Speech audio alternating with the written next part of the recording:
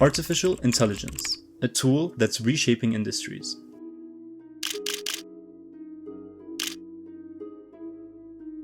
But not without its controversies. AI is already being abused to harass and humiliate women right now. Largely, it's through the use of deepfake porn videos. The AI bot sent Reddy a threatening message, and it did not mince words. The bot said things like, "You are a drain on the earth. You're a blight on the landscape." Scarlett Johansson is taking legal advice after a new version of the AI bot, ChatGPT, was released with a voice she claims is eerily similar to her own. Artificial intelligence influencers are a growing industry. Did you know that training large AI models such as GPT-3 can emit as much CO2 as 5 cars over their lifetimes? Or that 37% of workers fear AI will replace their jobs in the next 5 years? These statistics underscore the growing concern of how AI is developed and deployed.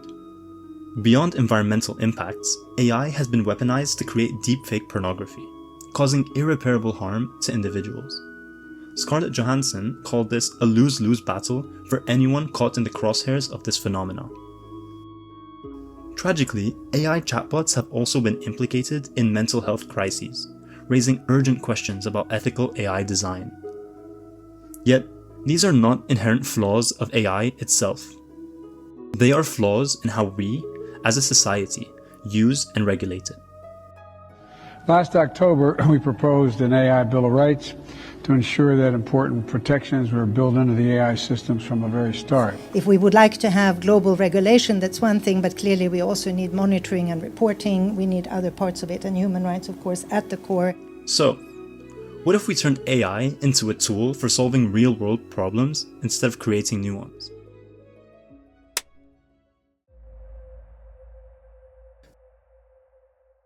Technology has always been a double-edged sword. It can exploit.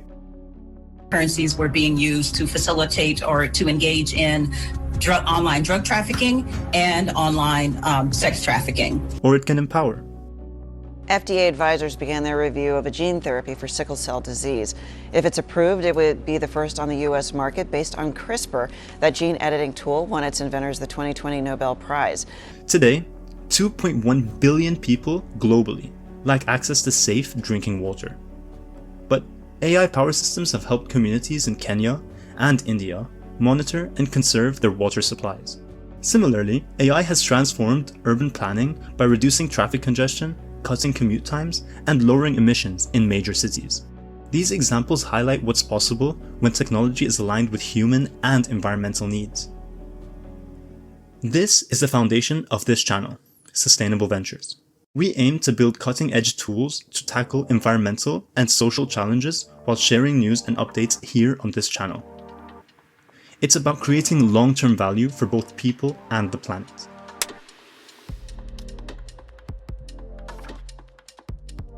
Micromobility is one of the most exciting revolutions in urban transport. In 2023, the global micromobility market was valued at $45 billion, with projections to reach $200 billion by 2030. It's not just about convenience. Micromobility reduces greenhouse gas emissions by up to 67% compared to cars for short trips. In London, Santander Cycles, a bike-sharing program operated by Transport for London, provides over 12,000 bikes across 800 docking stations. In 2022 alone, these bikes were used for over 11 million journeys, saving an estimated 2,500 tons of CO2 compared to car travel. Don't be fooled though.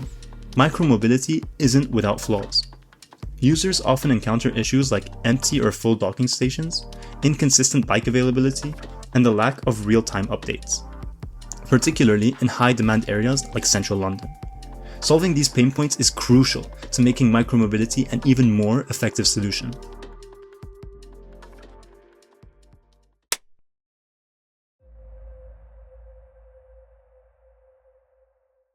London is a leader in adopting micromobility solutions, yet it faces unique challenges. For example, docking stations in commuter-heavy areas like Canary Wharf often empty out during peak hours. Conversely, residential areas see docking stations overloaded with bikes by the end of the day. Studies show that the average bike trip in London covers just 3 to 5 kilometers, yet it can save up to 1 kilogram of CO2 per trip. If 10% of Londoners replace short car trips with cycling, the city could cut emissions by nearly 300,000 tons annually. But for that to happen, systems must become more reliable and accessible.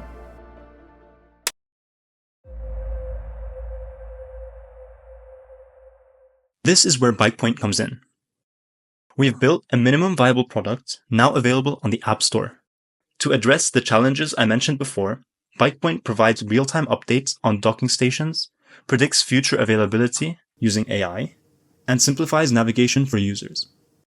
The goal is simple: encourage more people to choose bikes over cars by making cycling more convenient and accessible.